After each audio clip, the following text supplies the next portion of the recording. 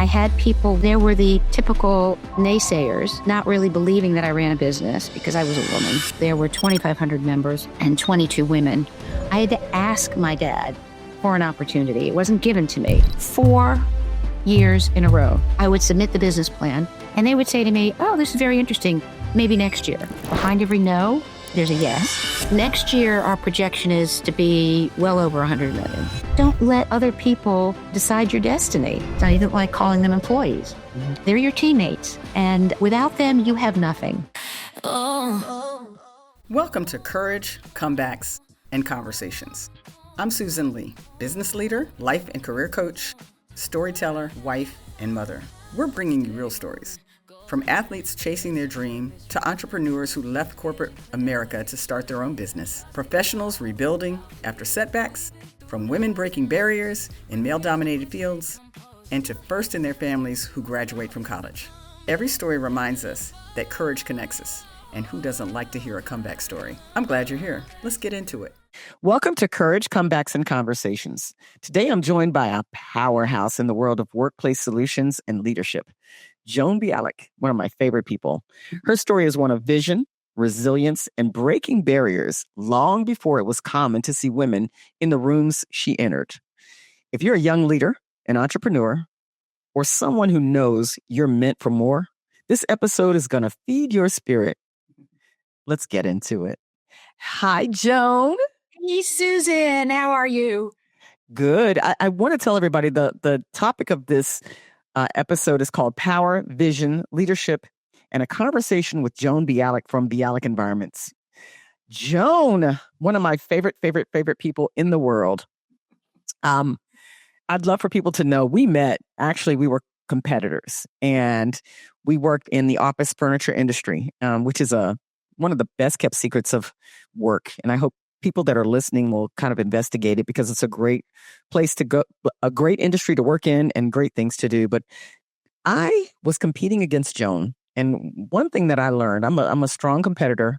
And what I learned about Joan is Joan's a strong competitor too. And we were going head to head on projects. And I normally win, but I was losing. And every time I was losing to this company called Bialek Environments. I'm like, is this a design firm? Like, what is this company? When I met this lady, now I know why I was losing those projects. She's phenomenal. And so, Joan, we're going to get into your story. I'd love to have you talk to us a little bit about before Bialek Environments. Tell us about where you started. Well, first of all, let me tell you, you happen to be one of my favorite people as well, Susan. So this is an honor to be on your podcast. Thank you. So when I think about my early career, I was raised to be looking for a husband as opposed to a career. And that didn't sit entirely well with me. And I knew that there was something more I wanted to do. And so I was in between two brothers. My dad had a business. He had small apothecaries, small pharmacies around the area, and a medical supply company. And it was just assumed that one of my brothers would go into his business. This is back in the 1970s. Well, neither of them went into his business permanently. They both actually chose medicine. And I had to ask, which is a really important part of the message that I want to give today. I had to ask my dad for an opportunity. It wasn't given to me. And he looked at me and he said, what can you do? You can't even type, which was true. And I said, well, at the time I was working on a master's in psychology. And I said, well, let me set up your personnel department, and which was HR today. And he goes, okay, well, let's see what that looks like. The interesting thing is, and when I think about my start, it actually started way before that. When my dad put us all to work, when we turned 8, we would work for him in one of his pharmacies for 20 cents an hour. And then he raised us to 25 cents an hour and we had to buy our own lunch. So I think, he really, he instilled in us a sense of responsibility and a passion for work. So fast forward again to getting into my dad's business. It was, I entered the business and realized very quickly that HR was not my strong suit, and I just loved business. And he was a very good mentor and the rest is history. So you went into the pharmacy business. How does that pharmacy business transfer over into office interiors? How does that work? So that's a really good point, because this is an interesting lesson that I learned. I had a colleague we had medical supplies as well, and I had a colleague who was looking for a job, and he interviewed with Herman Miller. And Herman Miller said to them, "Do you know anybody who's in the healthcare products arena?" And he goes, "Well, as a matter of fact, I do." So he called me, and he says, "I have an interesting opportunity for you." And I said, "Really?" I said, I'd never heard of Herman Miller. I'd never heard of it. I was selling cotton balls and Band-Aids. And at the same time, it really piqued my interest. And I said, "Yeah, let's pursue it." And we pursued it. And I went to Michigan, and Michigan came here. And it was something that really piqued an interest in me. And we became a Herman Miller for healthcare dealer, which was called, let me see what it was called at the time. I forgot what it was called at the time. Miller Care or something? Was that Miller Care? There you go. Miller Care. Name a few times. And that's how I got into the furniture business. Well, the industry is happy to have you. Glad you made that move, because you have done some amazing things in the industry. There was one story, though. I want to take a little step back that I remember you telling me about when you went into a meeting with your father, and you were the owner of that business. Can you tell us that story? It was at a story when we had the owners of multiple pharmacies in a room.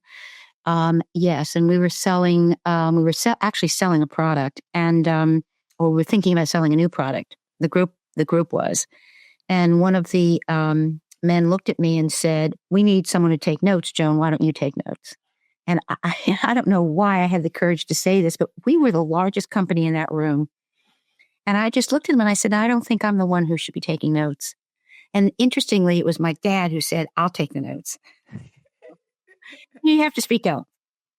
That's amazing. And that speaks volumes to, when you think about the 70s and you think about women in business, there were not a lot of women in business. How did that shape you and your method of leadership?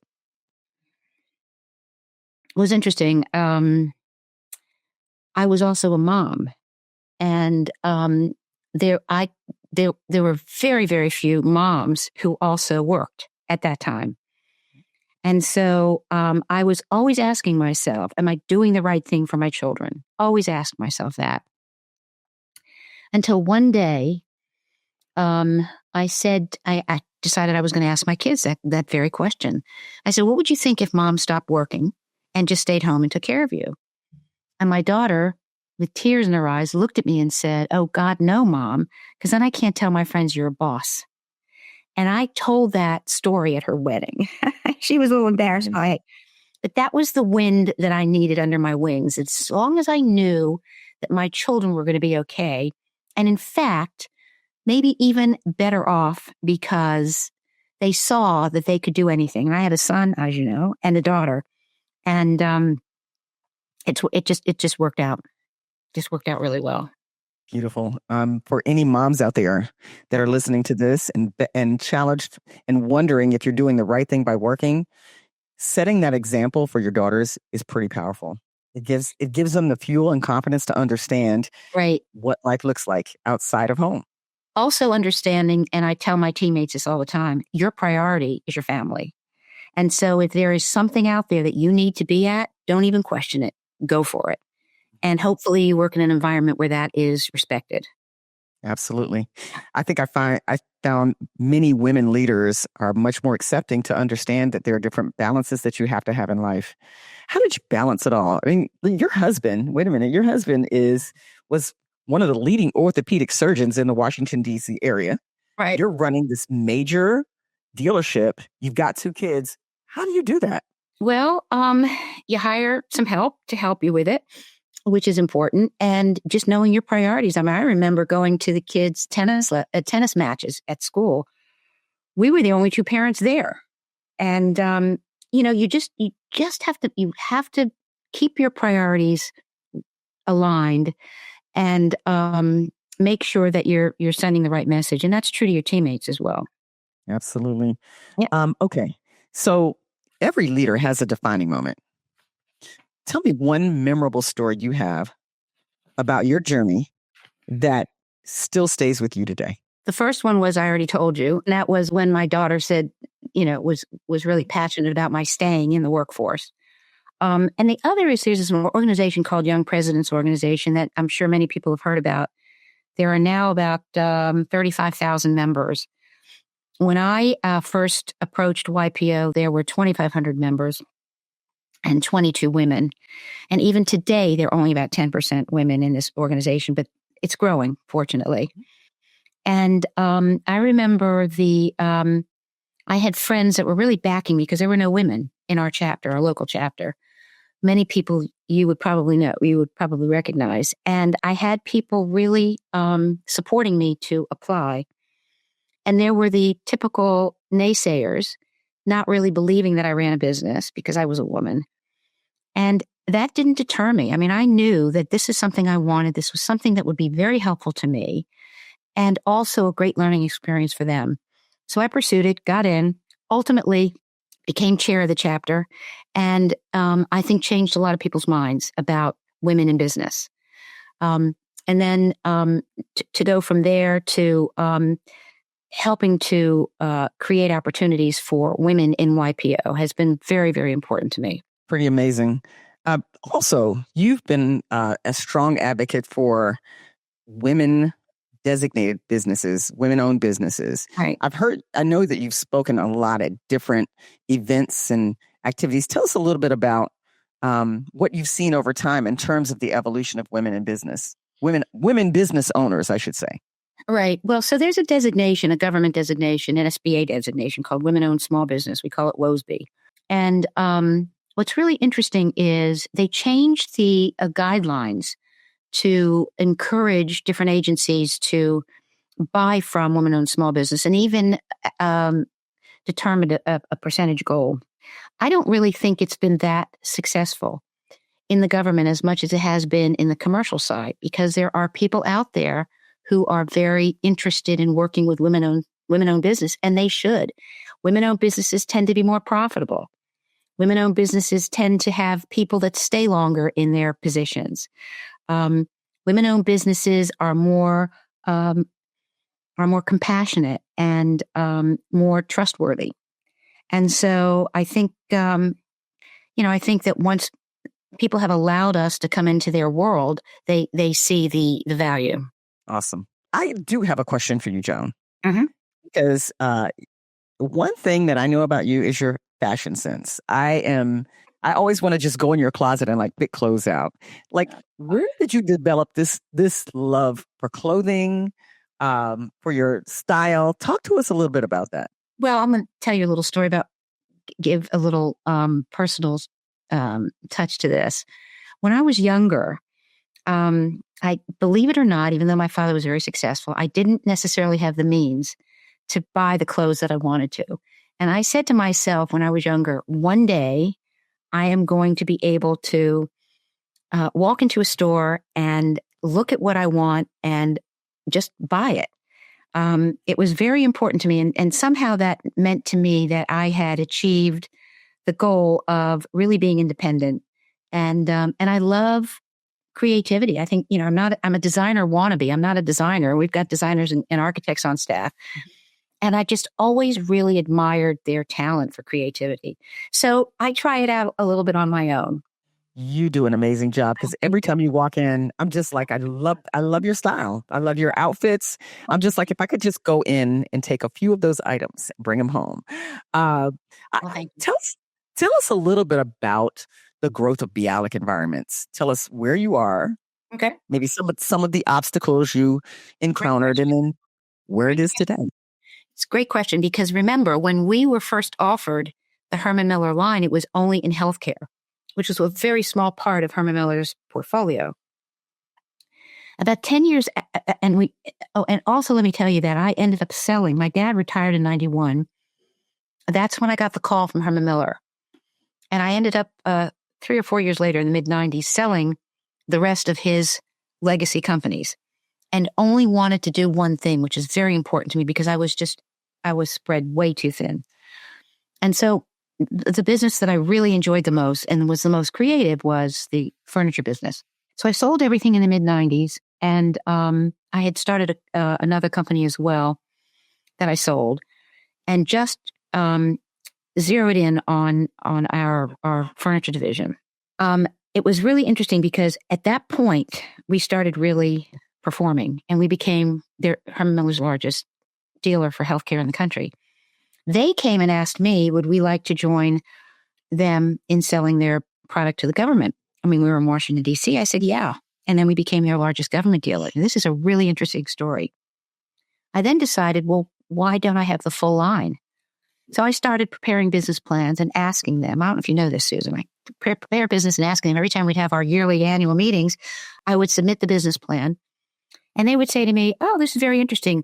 Maybe next year. 4 years in a row. And this is a great lesson for, especially for younger women. I didn't get angry. I just remained passionate.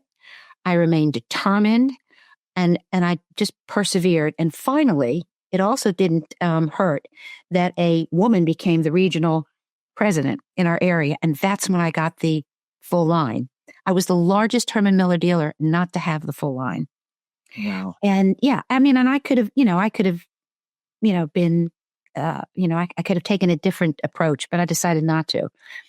And it's interesting. I told Andy Owen this story, who is the CEO now of Miller Knoll, whom I admire a great deal. And she just, as I was telling her the story, she was just shaking her head because she'd been through probably very similar circumstances. And so what I talked to you about before, behind every no, there's a yes. And I apply that to so many things in my life, including personally. My family just doesn't, I mean, they go nuts when they see it work, and it works a lot. You just got to persevere. If you know in your gut it's the right thing, don't stop asking for it. We're going to talk about this a second because I'm the same way. That tenacity that you have, for anyone out there who sees an obstacle or a challenge ahead of them, you have to what Joan said, you don't go in attacking it, with anger. You develop a plan, you develop a strategy, and you refuse to take no for an answer. And all along, I said to myself, I'm not going to give up who I am, my persona. I'm not going to be like the men who were, leading companies, because that wasn't my style. It wasn't my personality. I was going to make it work my way. And I remember too, I had an uncle who was very successful in business, and I was thinking about starting a new business. And he looked at me and he goes, if you feel in your gut that it's the right thing to do, then go for it. And that has made a huge impression on me, even when I interview people. Our guts are very important. They give us a lot of useful information. Absolutely. I couldn't agree more. Yeah. Joan, can you remember year one? What was your volume? Well, we were lucky to have a couple of legacy accounts in healthcare. And so I think our volume was maybe about $1.5 million. And you've grown this organization to, where do you think you guys? Next year, our projection is to be well over 100 million. That's amazing. Yeah. Amazing. Yeah. Phenomenal. See, people need to know. And I got to tell you, Susan, I did not do that myself. And this is something that, when my teammates come to me and thank me for something, I look at them and I say, hey, guys, I couldn't do this without you. But that's what you don't understand, that you come in and take a great deal of your time and effort, and you do it for me and you do it for the company. So, it's great. Well, I have had the privilege of competing against Joan, as I mentioned in the beginning of this podcast, but actually at a competing dealer. And recently, I've been able to do some consulting work with her organization, working side by side with her son. Can you talk a little bit about how the evolution of you in leadership has now been how the torch has now been passed to your son? Absolutely. And I'll tell, if I can go back also, I never really thought about I gave it a lot of thought, but it was not my intention to have either of my children enter the business, because when I entered the business with my dad, and no one really knew how to manage it back then, it didn't have a positive impact on our relationship. And I did not want that to be the case with my children. because they were my most important and still are, and my grandchildren, the most important things to me in the world. And so it wasn't until several of my YPO friends said to me, why are you letting your son share his talents with other businesses? He had gotten his MBA and he was working on a startup at Bloomberg. And they said, why are you letting him, work for them? Why don't you bring them in? And so my husband and I talked and we said, he's not me and I'm not my dad. So maybe this is a great opportunity to continue the legacy of the business. And so I brought him in and I hired consultants, and 6 months into it, the consultant said to me, you don't need us. You're doing just fine. And that was 11 years ago. And that was one of the most important decisions that I ever made, to have Jeremy come into business with me. He's now our president. He's running the company. I am an advisor and the CEO, and obviously involved with some of the major decisions. And the best part of my day is if he comes into the office and he says, Mom, I need some advice. And I say to myself, oh my God, I've done something right. But I'm really lucky because he is, he's so talented and he's so smart. And the most important thing is he has my heart.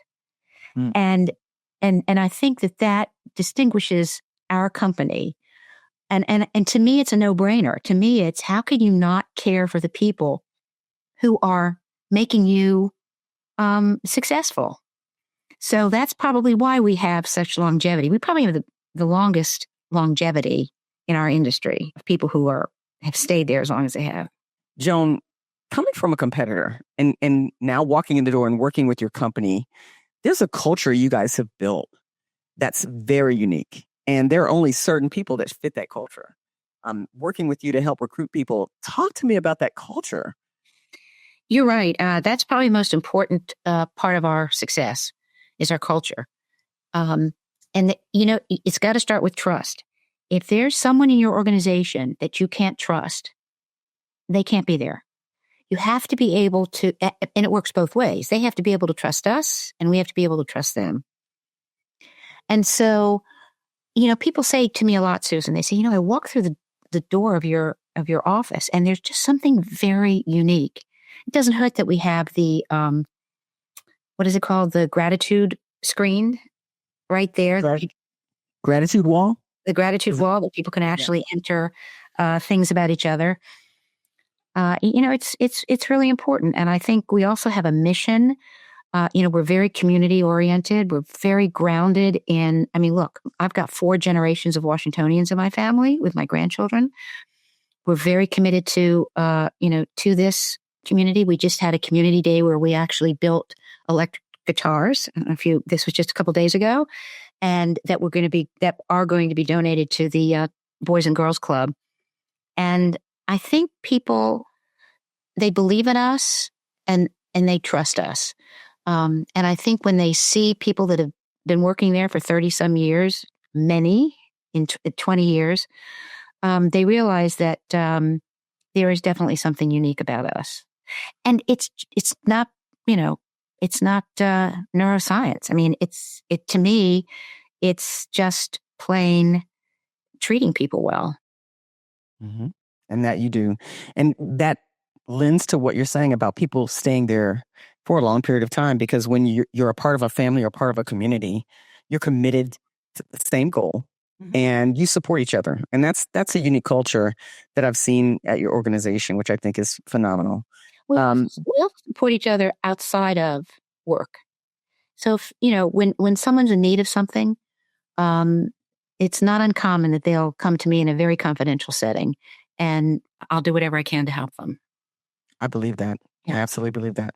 Talk to me about the work you do outside of Bialek. You do a lot of philanthropic work. Talk to me about that. So my other full-time job is I chair the National Symphony Orchestra Board, and I'm passionate about the NSO. It's been an interesting journey with the new administration, not only the administration where President Trump is our chair, but also the people that he has brought in. I believe that we need to make this very apolitical and make it all about the music. And so far, we're doing just fine. There's been no interference with our programming. They've been very helpful.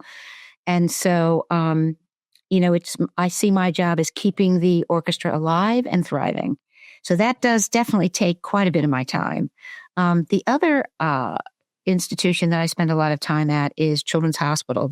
We are so fortunate to have them in our backyard. My husband and I sponsor the Artist in Residence program, where they actually bring artists and musicians in, and they actually play for and with the recovering children, and it makes a huge difference. So I'm very, very excited about that. And there are other things I do too, but those are the primary things that I do with my time outside of. And that's important work for sure, especially children's hospitals. And I know you've had a relationship with them for a long time, which is phenomenal, because a lot of times companies will engage with an organization to say that they're doing things, but you're actually committed to it and you're living it every day. Yeah, absolutely. Yeah. You have grandkids. How many grandkids do you have? I have 4 amazing grandchildren. I was just going to say they are the dessert of life. That's all I can say. Talk to me about what you see for them, and as you see the future of the world and business, what do you wish for them? That's such a good question, Susan. I want them to be able to do whatever they want to do and be happy with it.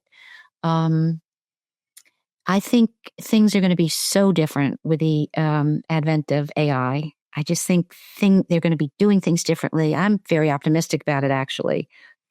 I have 1 granddaughter and 3 grandsons. And it's interesting because my granddaughter has no fear. I mean, she leads the pack, which is great. She gets it genetically for sure. She gets it from those genes. You're probably right. And so I just, I want them to find people that they, love and can trust. And I want them to feel accepted and in some way or the other find a way that they can help other people. Okay. You travel a lot too. And I just love to hear about your trips. Talk to me about a memorable family vacation that you've taken. Well, probably the one I try to go away with everybody in the summer, all the children and grandchildren. And we actually, believe it or not, decided that we would go to Puglia, which is in Italy. And I mean, that was a big deal because, taking these little kids across the ocean was a big deal, but everybody survived it. And we had so much fun, and we had activities for the kids. They learned how to make noodles, and it was just so much fun being with them and having them see this area. So much, in fact, that when I go to visit them and they do drawings, they're young, they're all under 7, and they do drawings for school, and people say, "What's your favorite place?" They'll say Italy. So, I love exposing them to new and different things, and I'm fortunate to be able to be in a position to do that. Well, I'm going to tell you, fortunate is good, but you've earned the right by the hard work that you put in over the years. It has been a lot of work. There's no question about it. It wasn't, I realized that going to my dad's business definitely helped catapult me because I had I had the platform. And I sometimes ask myself, well, what if you hadn't done that? I had applied to law school. I thought I'd go to law school, and I had to make a decision to go into my dad's business or to go to law school, and I chose business. I was getting a master's degree in psychology. So I, tried a few different things and realized I had no patience, or let's just say I'm impatient, and business was perfect for that because I like to see results. And and I like to work in a team. So if there's a young person out there that's thinking of opening a business, you just mentioned determination, you mentioned patience. What are some of what advice would you give to a young person looking at starting a business right now? Well, like I said, behind every no, there's a yes. Also, a very important lesson that I learned, believe it or not, from my father-in-law. He was a general surgeon, and he would do a lot of appendectomies. And he would say to me, if every appendix I took out was inflamed, then I missed some. And that was a really interesting lesson to me, because if you succeed at every single thing that you do, you haven't tried enough. They're going to be, they're going to be failures. I've had them, and you've got to learn from it. So just the other day, a group of us were talking about my advisory board, and Jeremy and I were talking about, some new directions to go in for our business. And, they looked at me and I said, this is what I always say. You walk to the top of that mountain, you put a blindfold on, you jump off, and you're going to land on your feet. And if for some reason it doesn't work, okay, there are going to be things that don't work. But if you succeed at everything, then you just haven't tried enough. And I would not stop asking, especially women. Women, what I find a lot, at least in my younger days, is that women wouldn't ask for something. They wouldn't ask for a promotion, or they wouldn't ask to be involved in the new business setup. They said, well, if they really wanted me, they would ask me. Not true. You've got to be your own best advocate. I love that. Be your own best advocate. You're right. Absolutely. Absolutely. We both have faced our obstacles in business, and just two women sitting here, two strong women sitting here that refuse to take no. Two strong women that are sitting here saying, you got to advocate for yourself. You bet. What about, did you have a mentor? Did anybody help you along the way? I kept saying to myself, gee, my mentor has to be a woman. But there weren't many.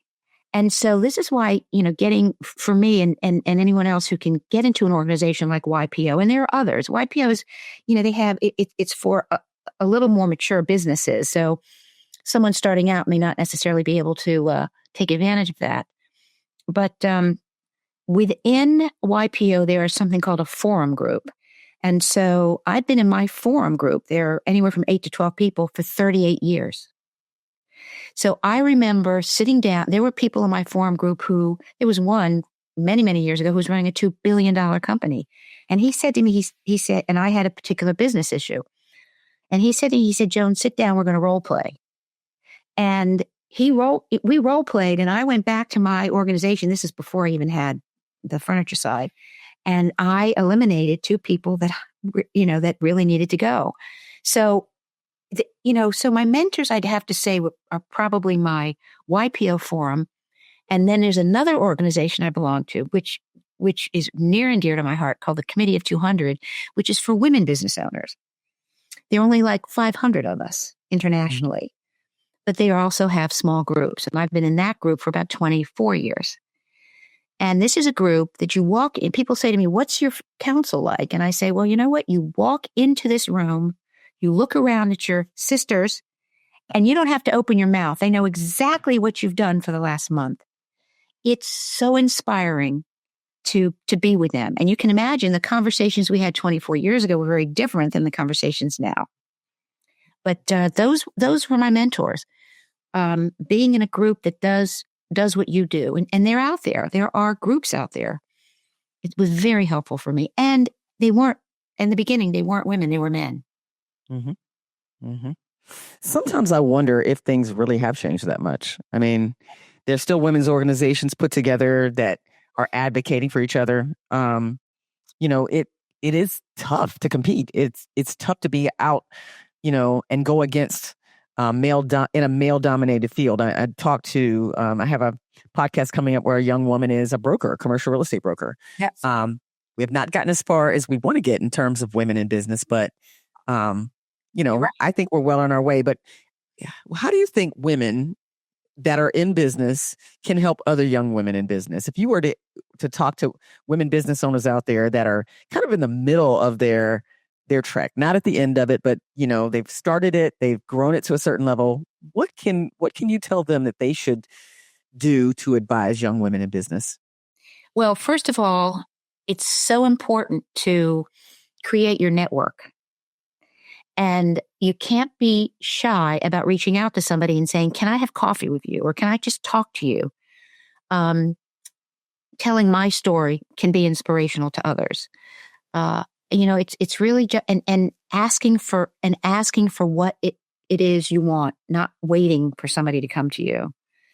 I think I agree with you, Susan, there are still barriers. There are definitely barriers. There's still this sort of old boys club. I hate to use that term, And yet I don't get angry about it. I just say to myself, let them get to know me, and they'll understand that I bring a different perspective, and it's not necessarily a negative perspective. So I think if you just somehow can get into that mindset and not be angry, but persevere and really believe in yourself and know that once someone is there listening to you, that you just might make a difference. Absolutely.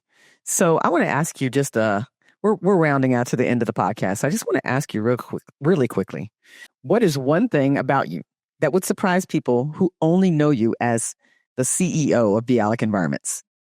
Yeah. Yeah, that's a really good question. I touched on it a little bit before, I think, but I was determined to be a professional, and I was going to be a psychologist. So I majored in psychology in college, and I was working on my master's in counseling psychology. And, people would say to me, you don't have a lot of patience. And that would be a negative thing in their mind. I didn't see it as a negative thing. And that's when I had to choose. Well, and in the middle of that, I applied to law school too, but that was a secondary. But in the middle of this, I had to make a decision. Is being a psychotherapist something that is going to be really fulfilling to me? And I decided that I could take some of that psychology and that was useful to me and apply it into business. And I think that has really helped a lot. And I don't know that people know that about me. I think maybe they just think I've only been in business. There's the human side of people that's so important. And my other career was I used to sing in college. I was part of an a cappella group, and we would sing. I loved it. That's why I went to college. I loved being in this group. And I was in Boston. We would go out to coffee houses and nightclubs, and we would sing. We would be on a bus, and we would just start singing. Okay, now this is something that is surprising even me. Yeah. Okay, so you are a part of an a cappella group, you bet. And then I became an a cappella junkie because my daughter did the same thing, and I went all over the East Coast whenever they performed. So, but I'll tell you, that was a really good thing for me to have, because it helped me when I had to do presentations or speak in front of people. It's still, I still get nervous if I have to speak in front of a large group, but it definitely helped me. But I love music. It's a huge, huge part of my life. Mm-hmm. I can definitely see that. Mm-hmm. Okay, so we are at the end of our podcast. Are there any parting words you have for anyone out there? Yeah, just don't let other people decide your destiny. You need to make it happen, and don't ever be afraid to fail, because you will fail and you're going to learn from it. And I know I know you hear that a lot from people, but that's happened to me. And it's been extraordinary. And the other thing is the trust factor. You need to be with people you can trust.